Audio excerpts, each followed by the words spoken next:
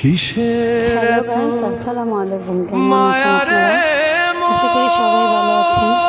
তো বুঝতে পারলাম না আমার সাথে স্বপ্ন হলো নাকি কল্পনা হলো। তো এত সুন্দর সুন্দর ভিডিও শ্যুটগুলো করছিলাম, অবশেষে দেখি ভিডিওতে কোনো ভিডিও শ্যুট কিছুই মনটা আজকে অনেক খারাপ হয়ে গেল। তো আজকে ভিডিওটা অবশ্যই কেমন হয়েছে আপনারা কমেন্ট করে জানাবেন।